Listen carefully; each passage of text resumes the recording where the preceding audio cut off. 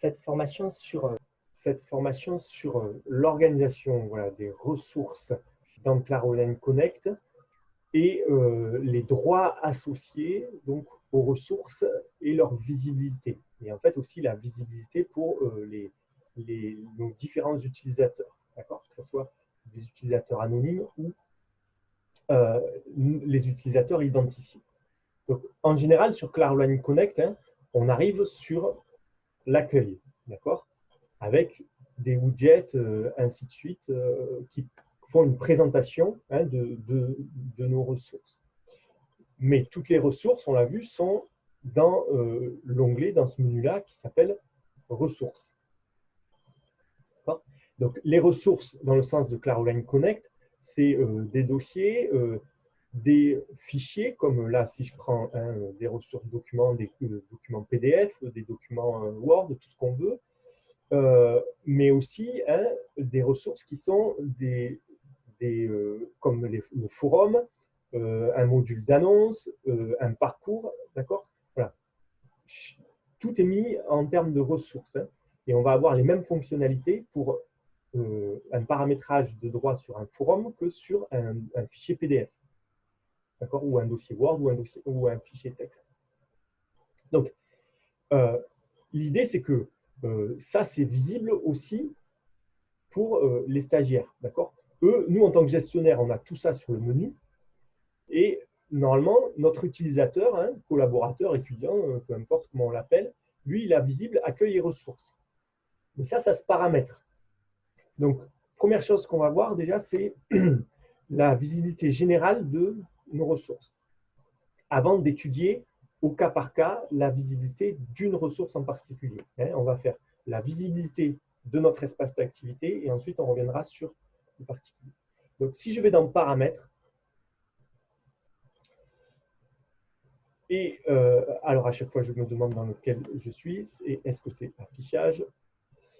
Non, ce n'est pas là. Donc je reviens sur Paramètres. C'est ressources. Alors, ça, en fait, c'est le réglage général qu'on a sur les ressources de notre espace d'activité. Donc, en général, il est réglé comme ça. Dès que je dépose une ressource, elle va être accessible aux membres de l'espace. D'accord ?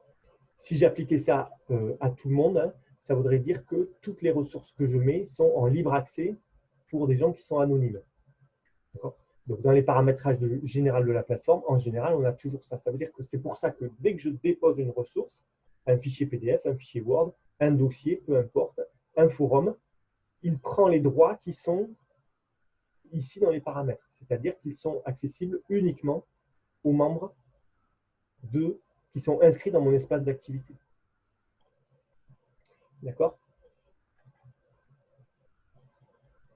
Et ici, je vais voir comment je peux, avec outils, rendre visible ou pas.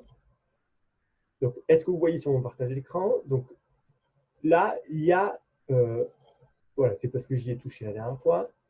En général, au démarrage, il y a ça, il y a un œil vert sur l'accueil, un œil vert sur les ressources. Ça veut dire que, alors, étudiants, souvent c'est collaborateurs hein, sur les nouvelles versions de Claroline Connect. Donc, les étudiants ou les collaborateurs, ils ont accès, ils voient l'accueil et ils voient les ressources, mais ils ne peuvent pas modifier, parce que là, c'est en rouge. Si je cliquais ici sur le stylo, ils pourraient modifier mon espace ressources, c'est-à-dire supprimer ou rajouter des éléments. Alors, ça n'empêche que, même si je ne leur donne pas le droit de modifier mon espace ressources, quand j'utilise un outil du type collecticiel, évaluation ou forum, ils peuvent déposer un message dans le forum, ils peuvent déposer un document dans le collecticiel, ou ils peuvent déposer une évaluation, d'accord ? Mais ils ne peuvent pas modifier en tant que tel le forum. Ils ne peuvent pas renommer le forum, ils ne peuvent pas le supprimer, ou ils peuvent pas… Voilà. Mais par contre, ils voient. Je pourrais très bien fermer l'accès aux ressources parce que je dis c'est mon disque dur. Donc, hein, pas la peine qu'ils accèdent et ne leur donner l'accès qu'à la page d'accueil. Et ça veut dire que dans ce cas, moi, je dois à chaque fois dans mes widgets sur l'accueil, intégrer les ressources pour qu'ils puissent y accéder. Et dans ce cas-là, ils ne verraient pas, ici, ils ne verraient que la petite maison et pas le deuxième outil qui est ressources. Il n'y a que moi, gestionnaire, qui vois tout ça. Mais je pourrais aussi, pour des formateurs, si j'avais rajouté un rôle formateur ici, donc je pense voilà, à la remarque de Laurent, dire que les formateurs, eux, je leur laisse le suivi sur, mettons, un œil sur le suivi pour qu'ils puissent voir qui se connecte à l'espace d'activité. Et si j'avais des badges, je pourrais dire, mais aussi, je vais leur laisser la visibilité sur la gestion des badges pour qu'ils voient si quels sont les stagiaires ou les étudiants qui ont réussi les badges. D'accord ? Et ça va être affecté à des rôles. Et ça, je le fais pour tout l'espace d'activité. D'accord ? Ça veut dire que si je veux avoir une page d'accueil de mon module qui soit visible par tous et qui ne demande pas les codes, parce que je me dis que quand je mets le programme de la semaine, ce n'est pas grave si tout le monde le voit, ce n'est pas l'accès aux ressources, je pourrais dire que les anonymes aussi puissent accéder, voir l'accueil. D'accord ? Et dans ce cas-là, un anonyme, donc, ou alors un nouveau stagiaire qui n'a pas ses codes parce qu'il est dans le tramway et qu'il est sur son smartphone, eh bien, il pourrait accéder à la page d'accueil avec les consignes, les contacts, ainsi de suite, sans avoir besoin de s'identifier. D'accord ? Donc, ça fait un réglage sur toute la plateforme. Voilà. Donc, question, comment on change, Samaï, comment on change dans outils le nom? Tu disais, des fois, c'est coordonnateur, on pourrait ajouter formateur, etc. Alors, ça, c'est dans les rôles. D'accord. Et dans les utilisateurs, voilà, j'ai les rôles. Et donc ici, je peux ou éditer mon rôle, donc, mais là, je vous déconseille d'éditer les rôles de base qui sont collaborateurs et gestionnaires, d'accord, qui sont prédéfinis dans la plateforme. Je conseille plutôt d'ajouter un rôle. Donc, je peux ajouter un rôle, mettons, qui s'appelle formateur. Je ne suis pas obligé de lui créer un répertoire, mais ça lui associerait des droits, on peut faire, c'est pas grave. Hop. OK. Donc, j'ai créé ce rôle formateur. Je peux aller voir maintenant sur les paramétrages, mettons.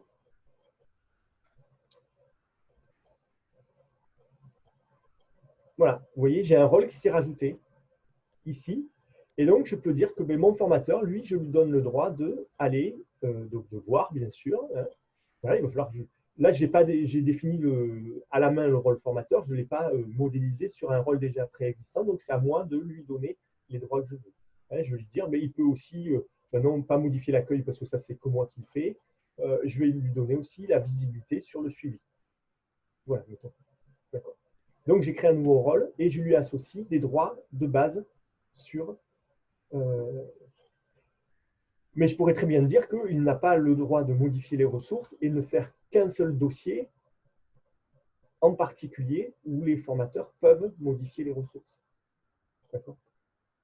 Si je ne veux pas qu'il modifie toutes mes ressources, parce que si j'ai beaucoup de formateurs, mettons, voilà. Donc, ensuite, on va venir sur… alors, des réglages, il y en a plus, mais après, souvent je dis, il ne faut pas quand même trop se compliquer la vie. Je vais revenir maintenant sur des ressources. On a dit les ressources, vous voyez, il m'a créé le dossier formateur. Les ressources, en général, si je vais, donc pour accéder aux droits, en fait, on va sur le petit triangle là, en bas à droite de la ressource et je fais éditer les droits. Qu'est-ce que en général, voilà, c'est que j'ai dû y toucher, c'est une ressource comme ça, elle est visible aux membres de l'espace quand je la dépose. D'accord ? puisque c'est le paramètre général que j'ai mis, enfin, qui est d'office dans Claroline Connect. Je peux très bien dire que ce dossier, je veux qu'il soit accessible à tout le monde ou pas. Là, ici, bon, je vais le laisser comme ça. Alors, bien sûr, si je vais sur Avancer, vous allez voir que, donc, vous voyez que mon rôle formateur est apparu. D'accord? Donc, j'ai bien anonyme.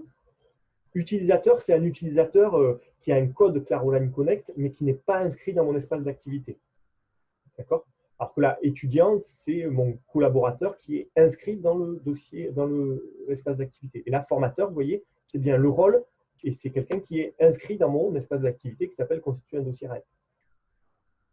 Et donc, vous voyez que sur des ressources, ils peuvent l'ouvrir, le consulter, mais ils n'ont pas tous les droits. Ils ne peuvent pas copier, télécharger, supprimer, éditer, administrer. Donc, ça veut dire que moi, sur des réglages avancés, je peux modifier des choses en disant, ben oui, je leur donne le droit en plus de, mettons, télécharger, et le formateur, je lui donne le droit de supprimer, éditer dans ce dossier, d'accord, et administrer ce dossier, d'accord. Et bien sûr, si je suis dans un dossier, j'ai plutôt intérêt à appliquer les modifications à tout le dossier. Ça veut dire que quand j'irai déposer une ressource dans ce dossier, elle prendra automatiquement les droits que j'ai associés à ce dossier. Donc, c'est là où je dis attention quand on commence à modifier des droits, parce que voilà, suivant où je dépose ma ressource, elle va avoir les droits qui sont appliqués dans le dossier. Donc, si je m'amuse à faire des droits totalement modifiés dans chaque dossier, à un moment, quand je reviens 3 mois après sur mon espace, je ne sais pas pourquoi un truc s'affiche partout et un truc ne s'affiche pas à certains endroits. Et qu'il y en a qui vont me dire « Ah oui, mais moi, je n'y accède pas. Si j'ai mis des droits trop compliqués, je vais vraiment galérer. » Parce que vous avez vu, pour y accéder, ce n'est pas toujours évident. Et on a la même chose sur un forum. D'accord? Ça veut dire que, enfin, forum ou le module annonce ou tout ce que je veux. Ça veut dire que j'édite les droits. Hein, donc, comme j'ai touché, je vous dis, par défaut, c'est accessible aux membres de l'espace. D'accord? Et je peux aller sur un mode avancé pour voir. Voilà. Donc, je pourrais dire à mes formateurs qu'ils puissent, mettons, modérer le forum. Ça veut dire supprimer un message s'il y a un message qui est désobligeant. Je peux voilà, leur donner des droits supplémentaires par rapport à l'utilisateur lambda qui est le collaborateur ou étudiant dans l'espace d'activité.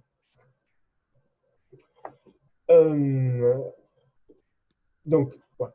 Ce qu'il faut bien comprendre, c'est la dissociation. C'est-à-dire que même si ma page d'accueil, je l'ai mis visible pour des anonymes, mettons. Ici, s'il clique un anonyme sur, mettons, un des fichiers que j'ai mis en ressources, d'accord, il ne va pas, il va devoir se connecter pour voir la ressource. Ce n'est pas parce que j'ai mis la page d'accueil en public, enfin, visible par les anonymes, que la personne va pouvoir accéder à cette ressource-là s'il n'est pas connecté. Puisque cette ressource, je l'ai bien mise disponible uniquement pour les utilisateurs de mon espace d'activité. Et aussi, à contrario, je peux très bien leur avoir coupé la visibilité pour ressources aux étudiants ou aux stagiaires. Mais si je viens me présenter la ressource ici, ils vont pouvoir y accéder. Parce que j'ai rendu la ressource disponible via mes widgets de la page d'accueil. Alors, ensuite, oui, tant que je suis sur la page d'accueil, juste un élément. Vous avez vu qu'on peut créer des onglets. Les onglets, en général, je les rends visibles. Quand je crée un nouvel onglet, je peux aussi ne pas le rendre visible parce qu'il est en préparation, mais je peux aussi lui donner des paramètres avancés et dire qu'ici, c'est un onglet qui n'est fait que pour les formateurs, mettons. Et regardez ce qui va… Ah non, ça ne va pas apparaître là. Il n'est pas barré puisque je l'ai rendu… je vais le rendre invisible, pardon.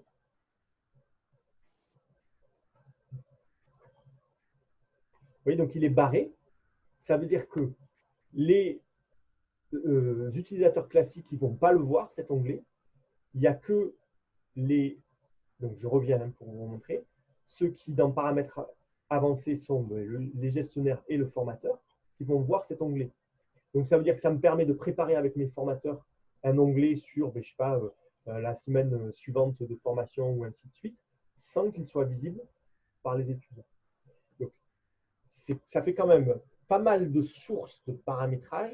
C'est pour ça que je vous dis, enfin, le conseil, c'est de ne pas faire trop compliqué, parce qu'entre les paramétrages qu'on a vus, hein, dans ici la roue paramètres, qui en fait un affichage général pour tout l'espace d'activité, entre l'affichage qu'on peut avoir sur les onglets et entre les droits qu'on donne à chaque ressource. Si je reprends un contenu 6 mois ou 1 an après parce que je relance ma formation, va falloir que je m'en souvienne, d'accord, de ce que j'ai paramétré. Alors, il y a aussi un truc, c'est que si je laisse l'accès à mes stagiaires, mes étudiants sur les ressources, et il y a un dossier, je veux pas qu'ils voient en fait. Donc, je peux très bien dire, là, ce dossier séance 2, pour l'instant, je ne veux pas qu'ils aillent dessus, même s'ils sont curieux, parce que ce n'est pas fini. Je n'ai pas fini, je n'ai pas encore corrigé mes fautes. Voilà. Je peux très bien le dépublier. D'accord?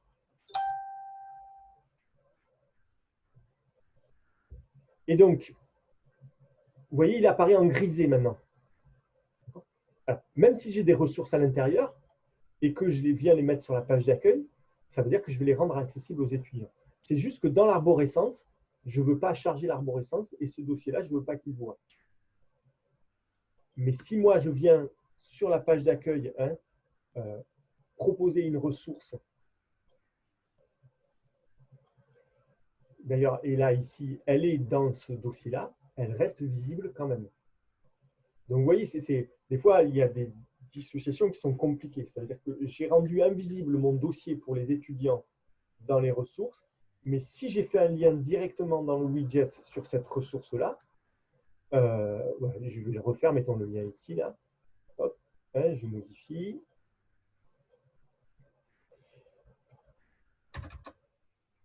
Voilà, je rajoute une ressource. Et donc, vous voyez, même si c'est dans le dossier grisé ici, eh bien, si je pointe bien sur une des ressources de ce dossier-là et que je l'ajoute, eh bien, ils la verront quand même s'ils ne pourraient pas la voir via le menu ressources, puisque je la rends accessible via ma page d'accueil. Donc, voilà, ça veut dire que ici, dépublier, ce n'est pas un droit où j'ai rendu inaccessible le dossier à des étudiants. C'est juste que je l'ai rendu pas visible. C'est un peu comme mon onglet de tout à l'heure dans la page d'accueil. Je l'ai rendu non visible. Donc, voilà encore une nuance sur les droits. Et si je veux republier, je reprends l'œil et dans ce cas-là, je redis. Voilà. Je rends visible ma ressource pour tout le monde. Est-ce que tu peux reprendre, s'il te plaît, le moment où tu parlais de appliquer au contenu du répertoire et au sous-répertoire, la nuance que tu fais par rapport à ça? J'ai pas très bien saisi en fait cette nuance. C'est dans les rôles avancés en fait. Hein. Oui. Alors ici, en fait, quand je prends un dossier et que j'édite les droits, je vais le faire sur un dossier comme ça. Mettons, j'ai créé un dossier la formateur. Je vais regarder les droits qu'il y a dessus. Donc, classiquement, je vous ai dit, il est associé aux membres de l'espace. Et lui, finalement, je vais faire un droit spécifique et je vais dire, je veux qu'il n'y ait que les formateurs qui aient accès. Vous voyez? Et donc, et pas les étudiants. Et je vais appliquer cela, et je vais même leur donner le droit d'administrer à tout ce dossier-là. et je fais OK. Ça veut dire que ça, je crée un dossier, c'est que mes formateurs qui peuvent ouvrir, copier. Donc, si je viens à l'intérieur et que je dépose n'importe quel fichier, donc je vais parcourir. Allez, peu importe, hop, une image, tac. Voilà. Normalement, si tout se passe bien, si je regarde les droits de cette ressource, j'ai bien que les formateurs qui ont accès à la ressource utilisée. Ça veut dire que les droits s'appliquent automatiquement dès que je dépose une ressource dans ce dossier, selon ce que j'ai défini dans le dossier de départ. Voilà. Et j'avais un dernier élément, c'était dans le tour un peu général, c'est que souvent, vous voyez, c'est compliqué. Donc, on a vu les droits, mais si je veux créer là, voilà, j'ai une documentation et en fait, j'ai des sous-dossiers et c'est rangé à l'intérieur de sous-dossiers, ainsi de suite et tout ça. Si je le refais à la main, j'en ai pour longtemps parce que regardez, vous avez vu, c'est que quand j'ajoute une ressource ici, si j'ajoute un fichier qui est dans mon disque dur, puisque je veux leur rendre accessible des choses, je ne peux pas en sélectionner deux à la fois, comme quand on met des pièces jointes dans un mail. Le moyen, en fait, si je veux recréer tout un dossier avec l'arborescence, avec des documents que j'ai faits dans mon disque dur, c'est que je vais parcourir et là, je vais aller chercher ce qu'on appelle un fichier zippé. C'est-à-dire que je vais utiliser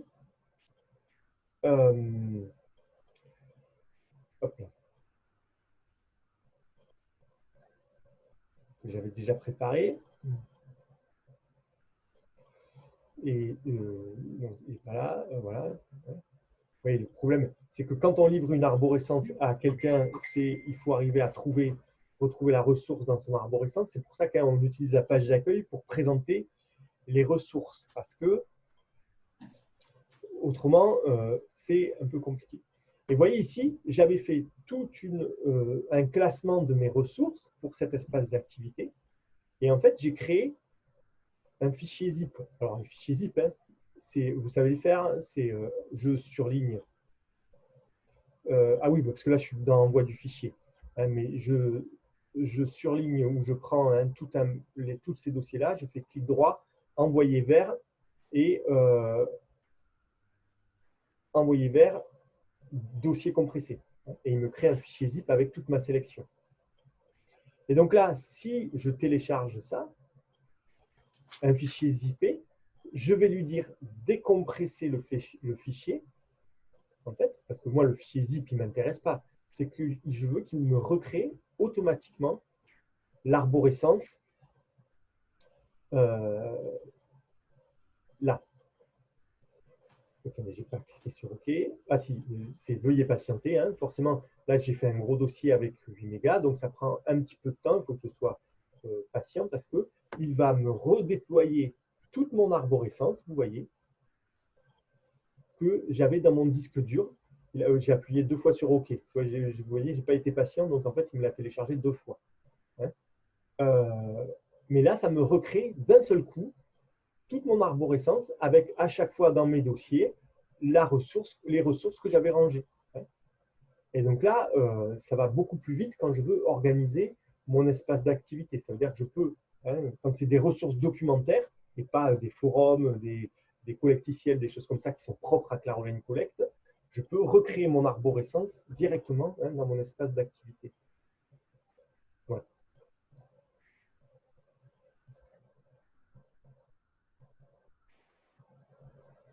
Voilà.